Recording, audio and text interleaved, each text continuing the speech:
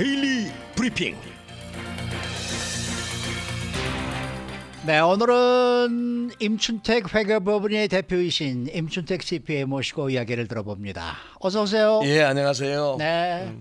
지난해에는 주정부가 부과하는 이 판매세에 대해서 알아보았습니다. 그래서 오늘은 또 연방정부가 부과하는 증여세, 상속세 여기에 대해서 알아보는 시간을 갖겠는데, 이 증여라는 것은 살아있는 동안에 제3자에게 무상으로 주는 행위고, 또 상속이라는 것은 내가 죽고 난 다음에 자기 남아있는 재산을 자녀들이나 이런 사람들에게 주는 거, 이렇게 되는 거 아니겠습니까? 예, 맞습니다. 예. 그럼 이 두 개의 세금은 상호 연관성이 좀 있을 것 같은 느낌이 드는데 어떻습니까? 아까 앵커님이 말씀하신 대로 네. 살아있는 동안에 준 돈과 중어 있을 때 돌아가실 때 내는 세금은 두 개 합해가지고 통합해서 돌아가실 때 정리한다, 그런 뜻이죠. 그러니까 증여를 뭐 100번을 할 수도 있지만 그걸 통폐합을 해서 마지막 돌아가셨을 때 또 남아있는 재산이 있을 수도 있고 없을 수도 있지만 그까지 전부 다 더해가지고 세금 보고를 한다, 그 뜻이죠. 그러니까 하나의 다 별개의 세금이지만은 공통점이 연간 공제액이 같다는 거죠. 1,296만 불. 그 말은 뭐냐면 약 한 1,300만 불은 한 사람이 증여를 줬거나 그다음에 상속을 했던 간에 1,300만 불까지는 내가 세금 보고 하나도 하지 않고 자녀한테 넘겨줄 수 있다는 뜻이죠. 그것을 어떨 때는 증여와 어떨 때는 상속을 통해서 이루어지는 거죠. 그러면 자녀 한 사람당? 노노노. 아니 전체 다 합해서? 노노노. 그 살아있는 사람, 예를 들면 살아- 나를 기준이지 자녀나 다른 사람 기준이 아니야. 나 기준으로 할 때? 나는 1,300만 불 재산 이하인 경우에는 세금이 그렇게 큰 문제가 되지 않는다. 않는다. 네네. 그래서 왜 그 증여세가 미국에서는 그렇게 잘 안 알려졌냐면은 소득세는 약 한 1억 5천만 명이 세금을 냅니다. 네, 근데 네. 여기는 얼마 정도 사람이 세금을 1,000명당 2명이 내요. 아, 그래요? 그러면 0.2%. 미주 총 한국 사람이 한 200만 명이라고 본다면은 한 4천 명. 근데 할아버지 할머니 때부터 재산을 다 상속받아서 있는 사람이 아니라 이민 온 사람들이니까 그렇죠. 반으로 잡는다 해도 전국적으로 한 2천 명 정도는 소득세를 낼까 말까 걱정하는 정도니까 일반인들은 크게 뭐 걱정을 안 하셔도 되는데, 좀 이따가 말씀드리겠습니다만 한국 정부는 이 증여세에 대해서 굉장히 많이 드라이브를 해요. 한국 뉴스 보면 상당들 하더라고요. 상당히 많이 내고 뭐 미국에서는 결혼한 사람이 남편이 아내한테 1억 불을 주더라도 나한테 엑사블 그렇죠. 1억 불을 준다 해도 근데 한국은 뭐 6억 이상을 주면은 부인한테 6억 이상을 주면은 증여세를 내라. 자녀한테 5천만 불 이상을 주면은 5천만 원 이상을 주면은 또 증여세를 내라. 이러다 보니까 한국에서는 어떤 문제에 감사가 나오면은 가장 두려운 것이 돈의 이동이 많이 있지 않습니까? 네, 우리 네, 네. 아무리 없는 사람이라도 큰 돈이 왔다 갔다 하잖아요. 이게 뭐냐? 근데 제대로 설명을 못 한다. 그러면 증여다. 그러면 증여세를 때려버리니까 한국에서 가장 미국과 한국 세법이 가장 다른 것 중에서 하나는, 다른 것들은 거의 비슷비슷한데 이 증여세만큼은 한국은 굉장히 정부가 강제를 하기 위한 도구로 많이 쓰이는 경우가 많이 있습니다. 그러니까 증여세나 상속세 같은 경우에는 한국보다는 미국에 사는 사람들이 훨씬 더 세금을 덜 낸다는, 네, 간단하게 생각하면 되는 그렇게 겁니까? 생각하면 됩니다. 이게 선진 국가 중에서 미국이 상속세가 그래도 제일 적게 내는 것이기 때문에 네. 한국 한국에서 돈을 많이 버신 분들이 한국에서 내가 세금을 너무 많이 내고 만약에 유산으로 상속을 냈을 때는 어마어마한 세금을 많이 내니까 미국 가서 살겠다고 하는 사람들이 많이 있는 이유는 이런 데서 나오지 않나 그렇게 생각이 듭니다. 그러면은 그 세금 공제되는 1년 동안의 공제액이 1,296만 불이라 그랬잖아요. 그럼- 그것은 네. 평생에 나. 1,296만 불이고 평생. 1년에는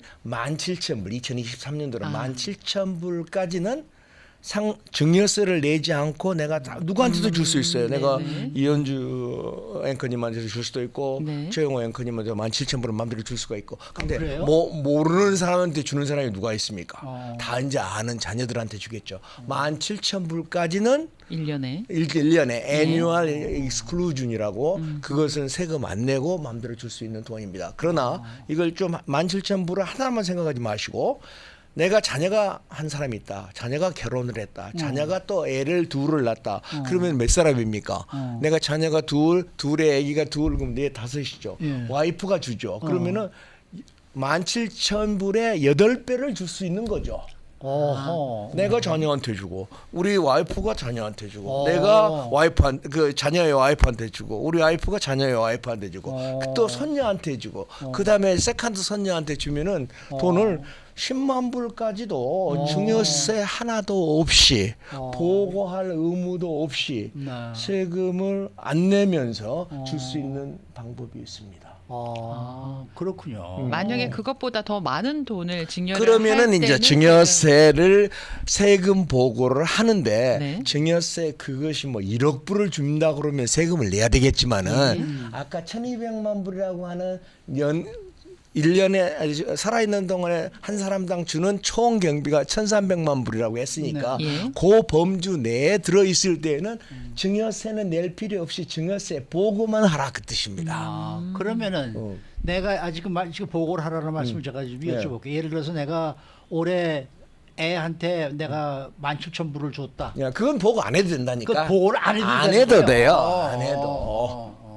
그런데 미술품 같은 것도 있을 거고 부동산도 있을 거잖아요. 네. 그런데 오늘 내가 구매를 했을 때는 만약에 10만 불이라고 치면 제가 자녀한테 이제 증여를 할 때는 그게 100만 불이 됐어요.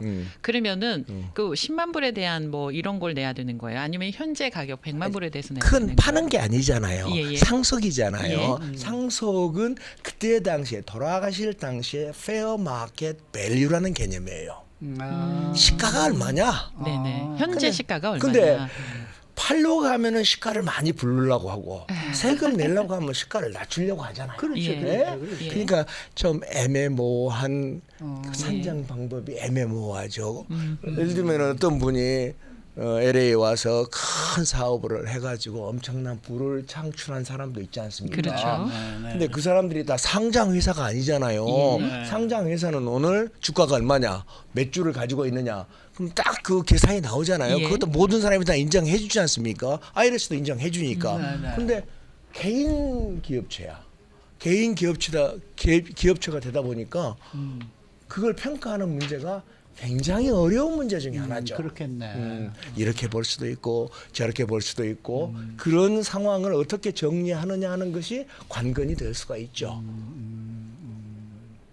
그러니까 뭐 소시민들은 별로 그렇게 걱정 안 해도 된다는 얘기네. 아 그러니까 그렇죠? 17,000불씩 공짜로 주고 어. 뭐 필요하면 와이프한테 무한대로 돈을 주고 정치 헌금하고 뭐 이렇게 해서 주면은 세금 없고 그다음에 만약에 준다고 하더라도 현재 2023년에 돌아가시면은 건 1,300만 불 뭐 그런 큰 돈을 준다 하더라도 증여세는 거의 그러니까 없다. 한마디로 그냥 자기 자식들에게 뭐 예를 들어서 2명의 자식을 자녀를 가지고 있다 그러면은 100만 불짜리 집 한 채씩 사줘도 아무런 문제가 없다는 얘기네. 그렇죠. 세금 보고만 하면 세금 보고만 하면 보고는 하되 세금은 안 내고 세금을 안 낸다. 내고 주고 하죠. 근데 우리 한국 분들은 이제 되게 어떤 경우가 있냐면 내가 집을 잘 갖고 있는데 어느 날 갑자기 아들 이름을 썩 집어넣어. 아니면 다음에 집을 팔고 아들 이름으로 싹 주고 뭐 이런 경우는 조금 고려의 대상이 되지 않을까 하는 생각이 듭니다.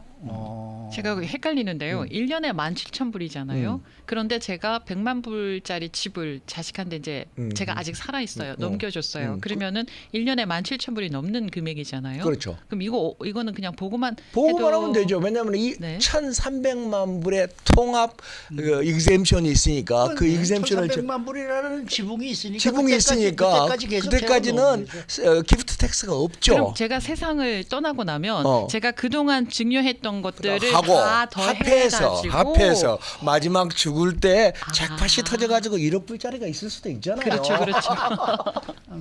그러면 그때 두 또 개를 한 다 번 합해서 계산을 하는 거네요. 통합 정리해서 네. 세상을 떠야 된다는 뜻입니다. 그러면 제가 모은 재산들은 다 텍스를 낸 세금을 낸 재산들이잖아요. 그런데 그 증여를 하거나 또는 상속을 했을 때 우리 또 내는 자녀가 거 아니냐? 또 세금을 또 내는 거잖아요. 그게 이제 지난 100년 동안 네. 논쟁의 대상이죠. 나는 세금을 냈는데 이중과세 아니냐. 예, 그걸 예. 더블 텍세이션이라고 불러요. 그런 의문점이 내가 집을 나오는데. 팔았을 때 캐피탈 게인 텍스 다 냈죠. 네. 주식을 팔았을 때 세금 다 냈죠. 네. 너 뭐 월급 받았을 때 세금 다 냈죠. 그럼요. 이자 받을 때 세금 예. 다 냈는데 무슨 그게 모아가지고 조금 재산을 모았는데 자녀한테 주는데 왜 내가 예. 증여세를 내고 상속세를 내야 되느냐 하는 논쟁은 지금까지 있어요. 근데 어떻게 방어를 하냐면은 내가 그 사람한테 주는 아버지가 아들한테 주는 돈에 대해서 아버지한테 세금을 물리는 게 아니라 재산이 넘어가는 과정에 대해서 내가 세금을 물린다. 좀 애매모호하죠. 그러니까 현재 논리상으로서는 내가 그래도 미국에서는 증여세나 상속세에서 돈을 많이 가져간다라는 그 속설이 있는데 통계 숫자로 보면은 평균 재산의 한 6분의 1 정도로 가져간대요. 미국에서는. 그러니까 6천만 불이 있다. 한 돈 1,000만 불은 생각하셔야 되겠죠. 예. 600만 불이 있다. 그럼 세금 안 내도 되고요. 1,300만 불이라는 네네. 그 베이시스가 그러니까 있으니까. 천만장자 이상들은 세금을 조금 내고 예. 그 외에는 다 그냥 안 해도. 그냥 안 해도 된다는 얘기네요. 우리는 걱정할 필요가 없는데. 그게 모든 사람이 걱정할 필요는 없고 네. 이게 증여를 할 때는 조금 더 신경을 써야 되죠. 아까 17,000불을 넘어섰거나 아니면 내가 돈을 갖고 있는데 내 재산을 갖고 내 이름으로 넣었으면 괜찮은데 내 아들 이름으로 느닷없이 집을 사거나 이런 경우에는 증여세의 방법이 되는데 세금 안 내고 예를 들면 세금 보고서만 내면은 큰 문제는 없지 않겠는가라는 생각이 그러니까 들어요. 2천만 불 가진 사람은 700만 불은 다 쓰고 가시면 되는 거고. 오케이. 예, 마지막에 이제 예를 들면 한 3천만 불이 내가 돌아가 있을 때 준다. 그런데 1,200만 불은 공제를 받으니까 네. 1,800만 불은 와이프한테 줘버려요. 그러면 세금 하나도 안 내도 돼요. 그러네요. 상속세 할 때. 근데 왜 그렇게 해주냐? 남편과 아내가 살아봐야 한 몇 년 더 사시겠죠. 이 연방 정부가 치사하게 남편 돌아가셨는데 상속세 내라라고 이야기한 것보다 참아라 몇 년만 그러면 그 돈 다 받을 수 있다 그런 논리입니다. 네. 네. 오늘 말씀 재미있게 잘 들었습니다. 감사합니다. 네, 지금까지 임춘택 회계법인의 대표이신 임춘택 CPA와 함께했습니다.